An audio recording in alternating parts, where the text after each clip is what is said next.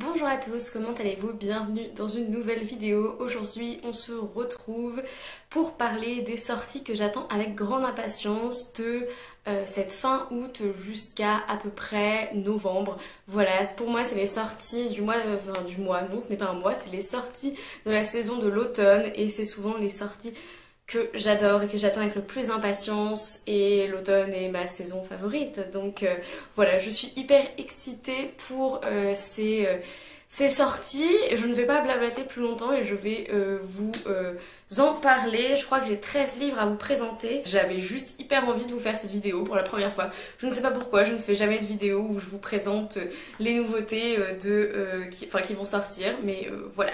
Ce sont les nouveautés qui seront de sortie fin août jusqu'à novembre, et ce sont exclusivement des livres en anglais et ce sont exclusivement quasiment des livres américains, des young adults, etc. Je sais, c'est hyper spécifique, il y a beaucoup de personnes qui ne lisent pas en anglais, mais peut-être qu'ils vont être traduits, et donc peut-être que vous pouvez vous attendre à les voir passer. Le premier dont je vais vous parler, il sort le 27 août aux États-Unis toujours, et il s'agit de Pumpkin Heads de Rainbow Rowell et Faith Erin Hicks.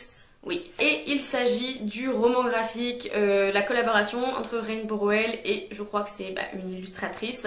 Et je ne sais absolument pas de quoi parle Pumpkin Heads, mais typiquement c'est Rainbow Rowell, donc je veux absolument le lire. C'est un petit roman graphique.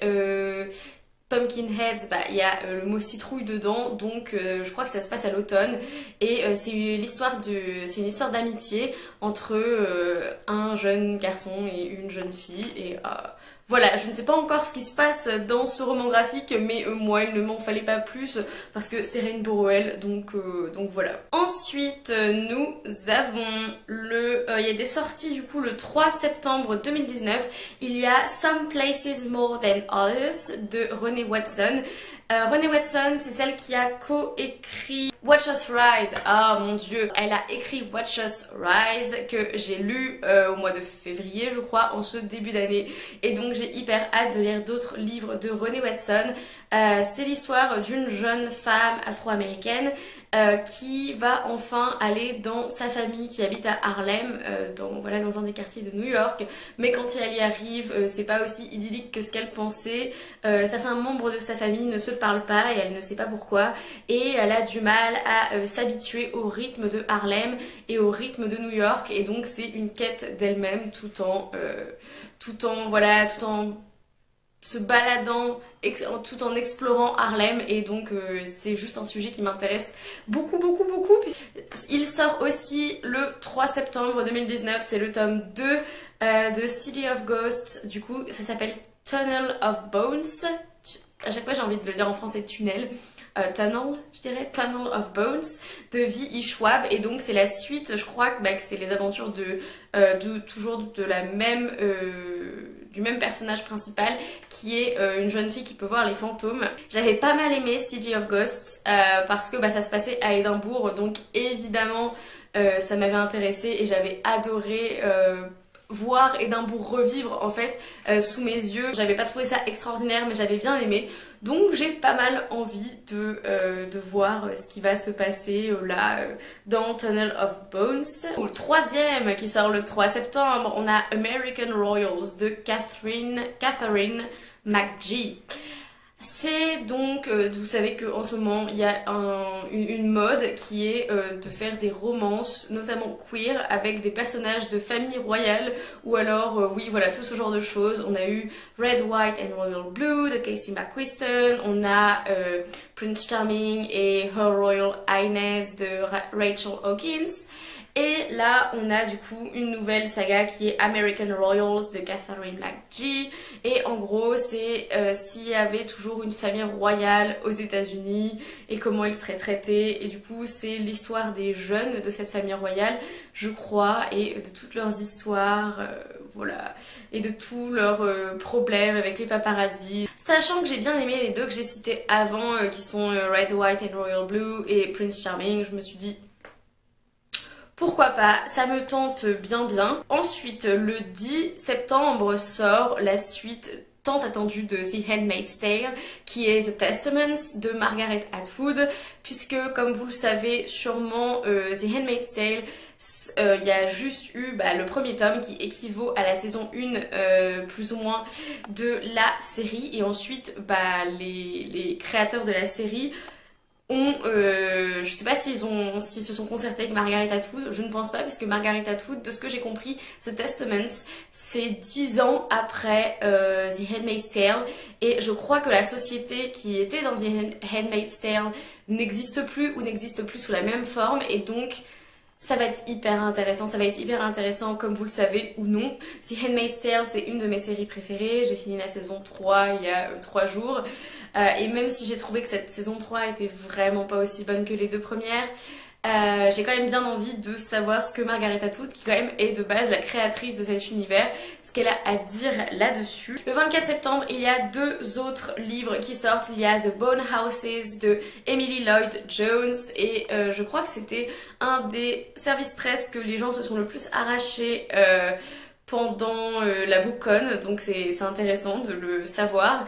Et apparemment c'est une espèce de chose à moitié fantastique avec des gens, du coup toute une famille qui en fait enterre et s'occupe des enterrements et des inhumations, voilà, de tout ce qui est funéraire de cette ville.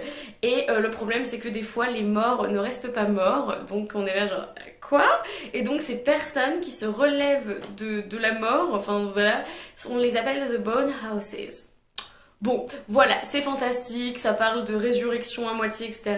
Je suis pour. La sortie la plus attendue de toute mon année, c'est Wayward Son de Rainbow Rowell, parce que voilà, c'est la suite de Carry On, c'est l'histoire toujours de Simon qui en fait, il a sauvé le monde, il est même tombé amoureux entre deux, puisqu'il est avec Baz, mais il n'arrive pas genre à se lever du canapé, et en gros il est en grosse dépression, il sait pas quoi faire de sa vie maintenant qu'il a plus rien à faire, et donc c'est Rainbow Rowell qui a imaginé la suite de Carry On, et qu'est-ce qui arriverait à l'élu quand il a plus rien à faire et quand il a plus de mission.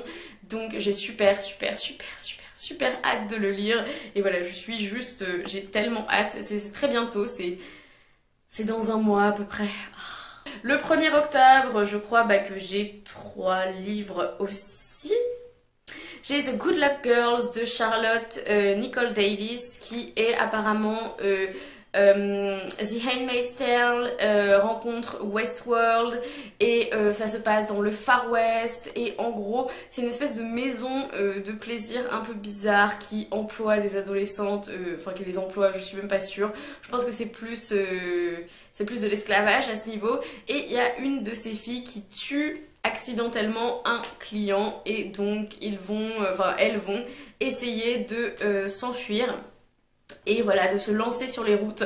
Donc je crois que j'ai rencontré l'autrice à la BookCon, qu'elle a parlé de son livre, et c'est pour ça que je l'ai ajouté, et j'ai bien envie de le lire. The Resurrection Girls de Ava Morgin, qui est l'histoire d'une famille qui s'installe dans une ville en fait, et c'est 3 générations de femmes, la mère, la grand-mère et la jeune fille, et la jeune fille se lie d'amitié avec le personnage principal, et c'est une fille un peu bizarre qui l'entraîne dans des jeux très étranges, puisqu'en fait elles écrivent à des prisonniers qui sont dans le couloir de la mort. Donc ça m'a l'air hyper étrange, assez fantastique, creepy et tout. Ça me plaît bien. Nous avons le livre que pas mal de gens se sont arrachés aussi à la BookCon et que j'ai trouvé complètement par hasard, c'est Imaginary Friend de Stephen Chbosky. Il sort le 1er octobre 2019, et donc c'est l'histoire d'un garçon apparemment qui regarde les nuages et qui remarque que les nuages ont différentes formes,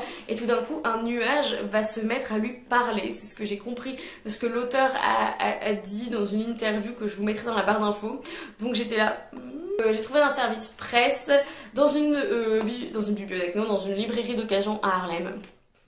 Voilà, comme par hasard, et du coup j'ai Imaginary Friend qu'il faut que je lise. Le 8 octobre sort Ninth House de Leigh Bardugo, qui, donc je ne sais absolument pas de quoi ça parle, je sais que ce n'est pas dans l'univers de Grisha.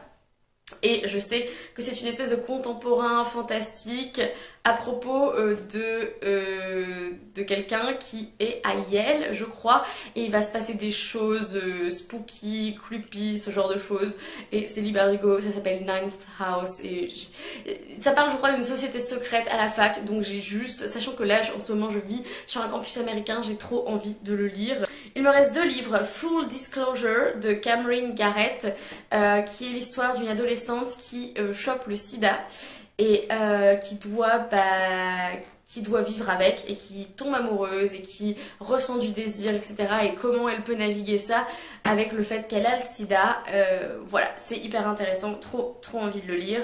Et le dernier, c'est bien évidemment Call Down the Hawk de Maggie Stiefvater qui sort le 5 novembre 2019 et qui va être une trilogie centrée sur les frères Lynch, dont évidemment Ronan qui est un des personnages principaux de la saga The Raven Cycle, qui est une de mes sagas préférées. Voilà tout ce que j'ai envie de lire et d'acheter pendant les prochains mois. Beaucoup de sorties en ce mois de septembre et en ce mois d'octobre. Je suis très excitée. Et voilà, cette vidéo ne sert à rien à part à vous dire, vous allez peut-être possiblement voir passer ceci. Si vous êtes intéressé, si vous avez envie de précommander le livre, voilà, ça vous est peut-être utile.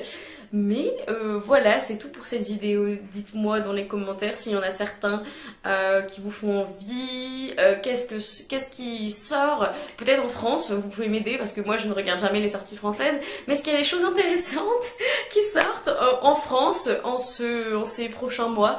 Voilà, dites-moi tout et en attendant une prochaine vidéo, lisez bien, amusez-vous avec vos lectures et bisous.